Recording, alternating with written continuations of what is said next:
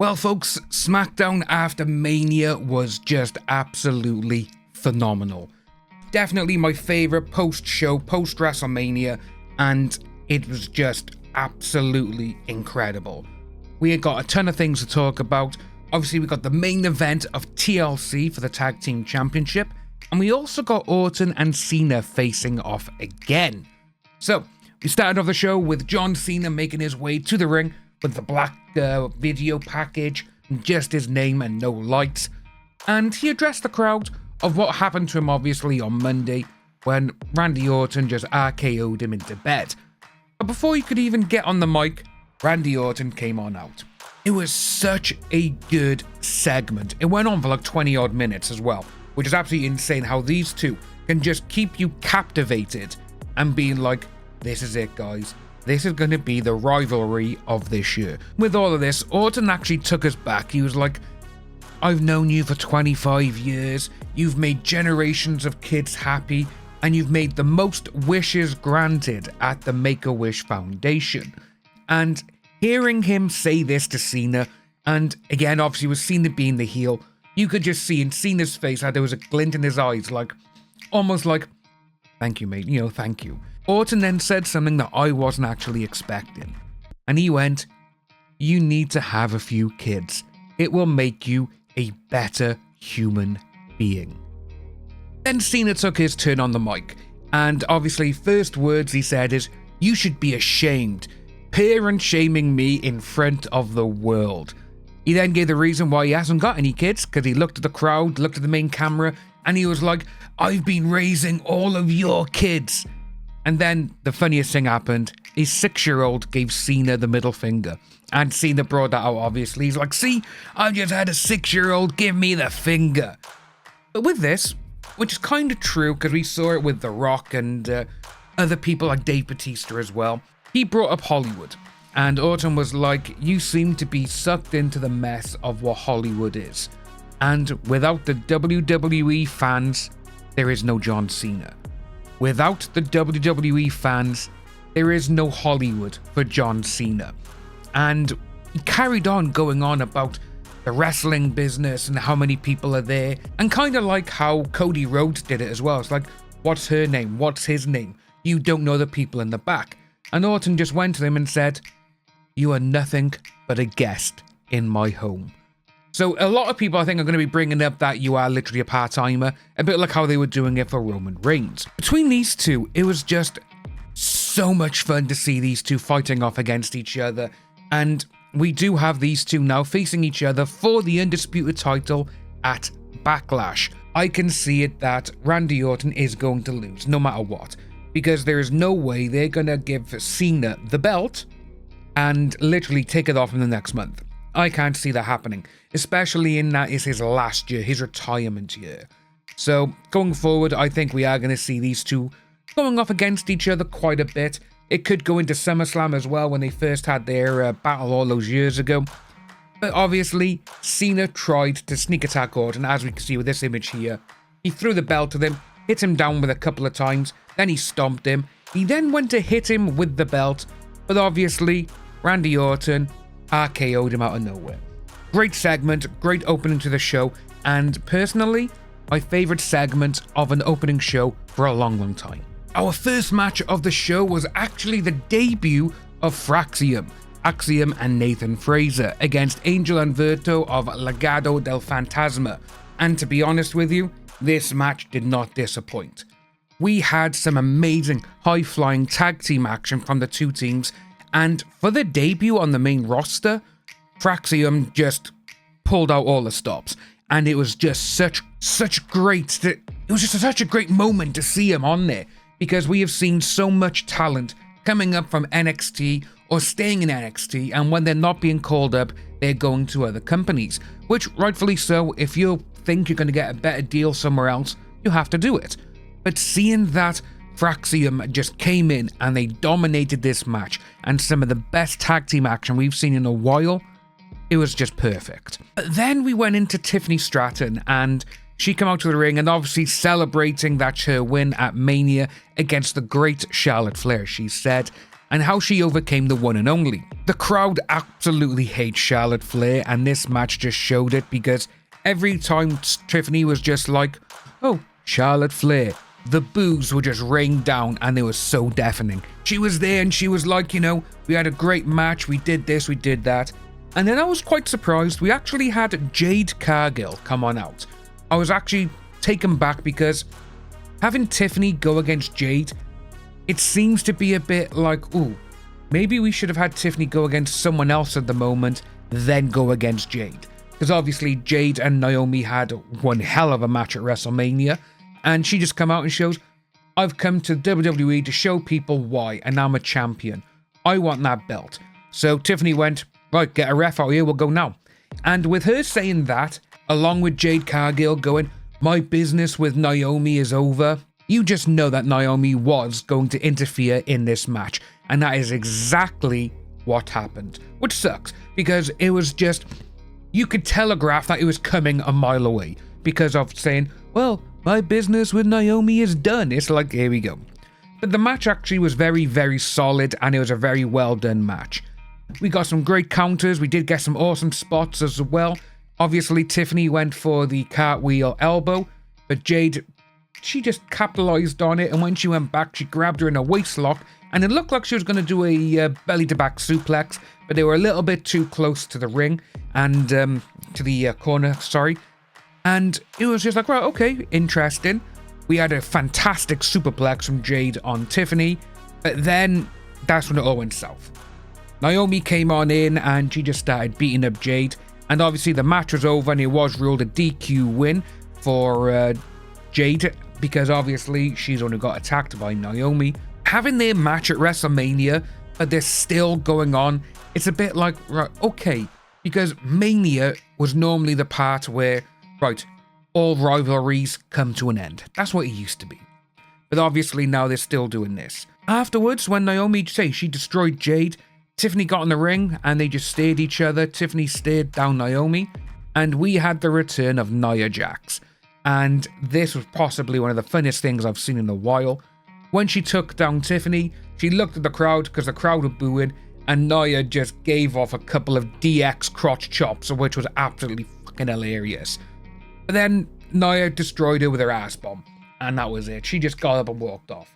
So it was interesting to see that dynamic. After the ambush of Tiffany and Jade, we then went to Jacob Fatu and Solo Sikoa in the ring. And we kind of saw this coming a while ago, but obviously with Jacob Fatu now being the US champion, and Solo Sikoa is hyping everything up to be himself. He's here because of me. I made him the champion. He's here for this because I said do it. And Fatu, he grabbed the mic, and this was something I was like, right, this is what we need to see.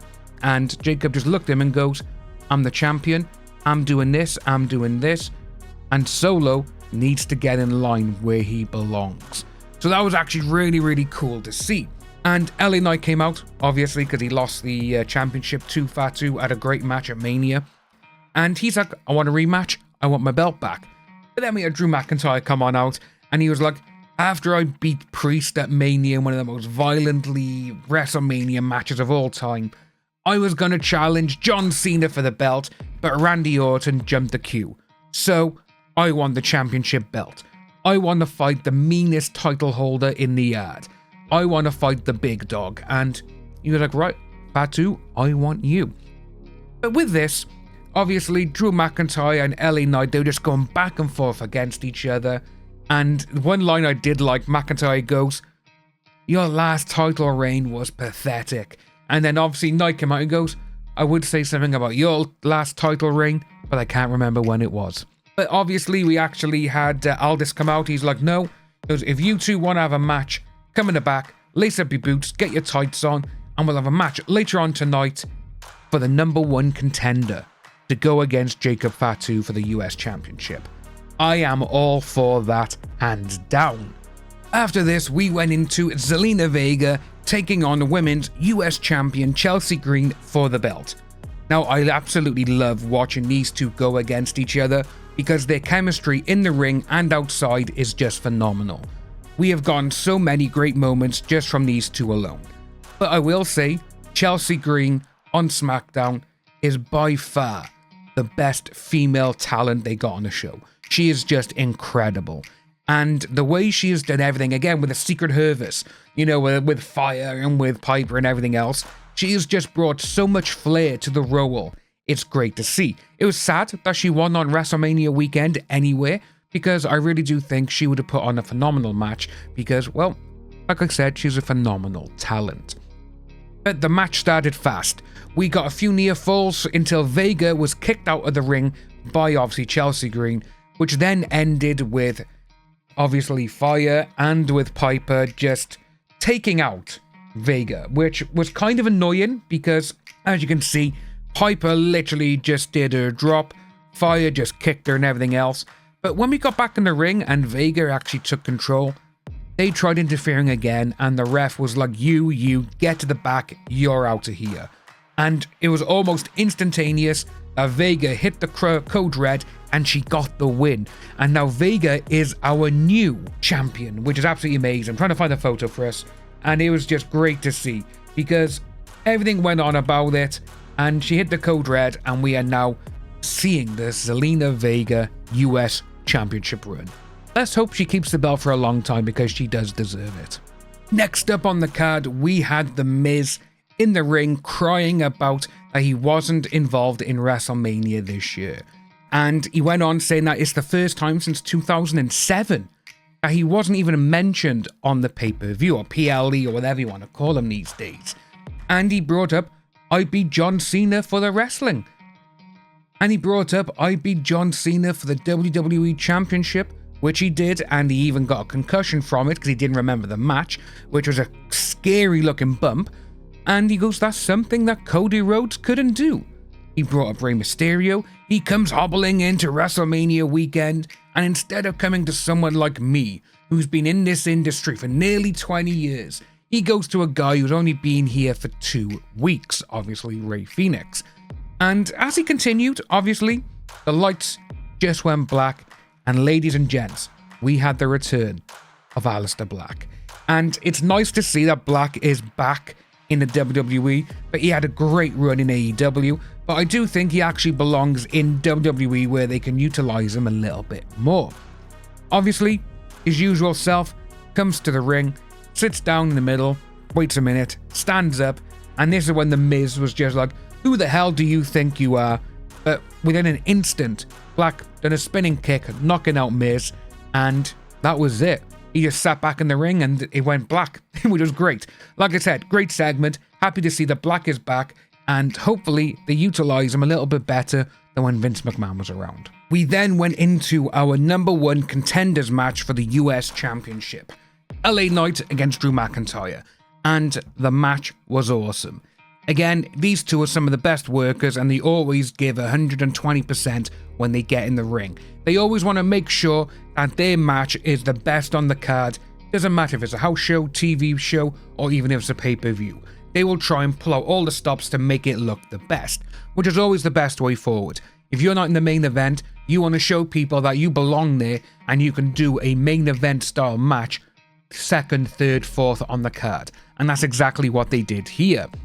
But obviously, with this, we knew there was going to be interference just because of the way it was built up. When McIntyre got into the ring and LA Knight, after hitting him on the outside, he got hit by Solo Sikoa with the spike. He threw Knight back in the ring. McIntyre was going to do the Claymore, but he actually got taken out by Damian Priest.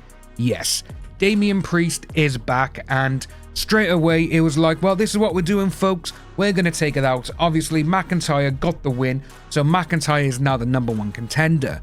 But through all of this, we were like, right, what's going to happen here? And we had, obviously, Priest take out McIntyre. We even had McIntyre going through the announce table with a chokeslam, which then saw Priest and LA Knight arguing. Obviously, Knight's like, you just cost me the championship match. You've done this, you've done that. And out of nowhere, Jacob Fatu just did a hell of a suicide dive, taking them both out. He got them back in the ring, both of them, and he put them in the corners, done the hip to the face, then done the moonsault on both, and that was the end of this match.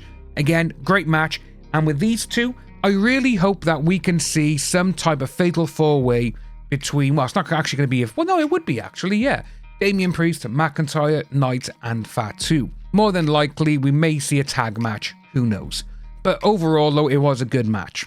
Now, I don't normally do backstage segments on here, but we have to talk about this one.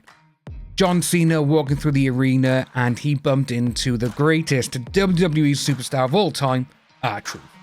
And it was the usual R-Truth Cena segment, where R-Truth is telling Cena that, "You're the best, I knew you could do it."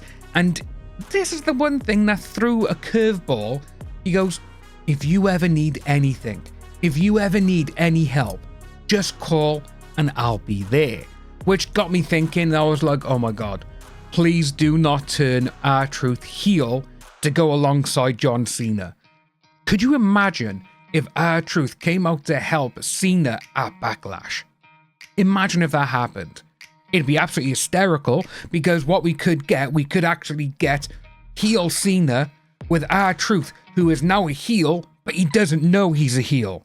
And the way that Cena could manipulate R-Truth, I think it would be one hell of a segment. And now just thinking about it, I want that. I want R-Truth to become a heel but not know about it. I want him to be like, I'm with my idol, I'm with my childhood hero. But as Cena walked off, you did have Jimmy Uso come up, and he was like, why are you talking to him? Why are you doing this? He's, he turned against everyone, look what he did. And R-Truth goes, he's a great champion, and there's always two sides to every story. And when I grow up, I want to be just like him. R-Truth walked away, and Jimmy's just like, but you are grown up.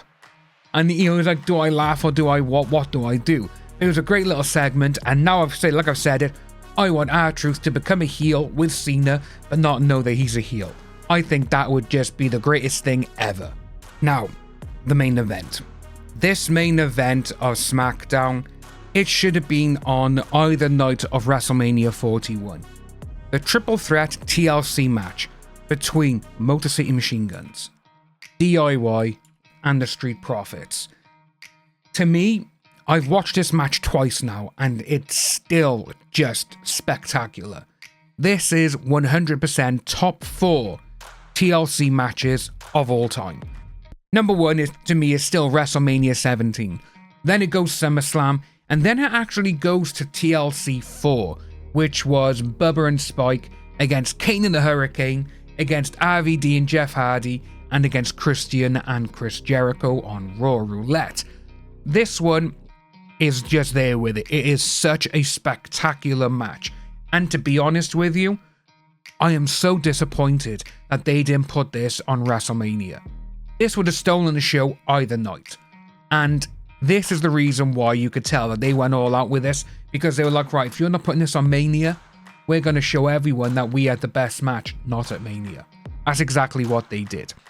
But with this, there's so many moments to talk about, and it would just probably be like 30 minutes, the length of the match, to talk about it, because that's how good it was. It was just phenomenal. And to be honest with you, wouldn't surprise me if this comes out as the tag team match of the year. It is that good, like I said. But we had missile drop kicks into chairs, we had ladders being smashed into faces, and some of the best looking table spots in a long, long time. Gargano first, he did a spinning flatliner off the ladders, which just looked absolutely insane, but also extremely painful. But throughout the match, I was a little bit creeped out because Ciampa hasn't got his beer champ, hasn't got it anymore. And I'm like, he doesn't look right, does he? He just does not look right without a beard. But going forward, all these guys, they just did such a phenomenal job. And like I said, they just showed everyone we should have been on Mania. But the one thing for this, there was a moment which it will just go down in my head as one of the greatest bumps of all time. For me, a lot of people will go, oh, Mick Foley falling off the Hell in a Cell is the greatest bump in wrestling history. It more than likely is. But for me, my favourite bump of all time is WrestleMania 17, the TLC 2. Obviously, Jeff Hardy hanging by the belts. Edge in the corner. Massive, 20-foot ladder. Spears Hardy off. And again, it just goes to show that back then, when you had the strobe lighting of all the camera flashes going off, That's what made it look even more incredible. Well, they did something similar in this one. And what it was, we had Ciampa hanging from the belts. DIY placed a table under him, and then you had Dawkins go up the ladder and spear Ciampa from the belts through a table. Phenomenal. It was absolutely just spectacular to see, and rightfully so. The entire crowd was holy shit, which was absolutely great. But we had so much other just great spots happening. We had Ford grabbing someone's fake leg from the front row and using it as a weapon. And you could just see the guys just there like, yes! He threw the leg back to him, and from there onwards, it was just an all-out car crash after car crash, which was just spectacular to see. And like I said, there were so many things going on. We had Skull and Bones through a table. We had Ciampa doing white noise on Ford through a ladder. There's just so much going on in this match. Like I said, you would just have to have an entire 30 minutes to talk about it. But just going forward, as I said, top 4 TLC matches of all time.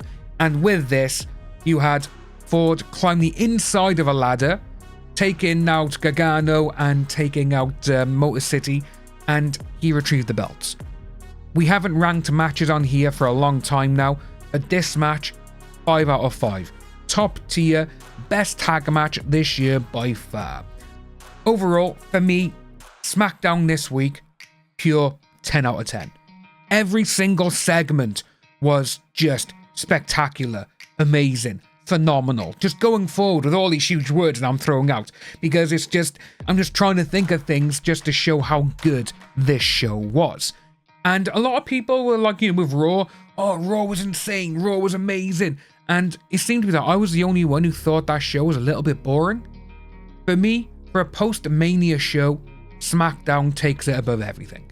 Like I said, 10 out of 10. Everything just clicked and everything just worked. And it also put forward a lot, and I mean a lot, of upcoming matches. I can't wait.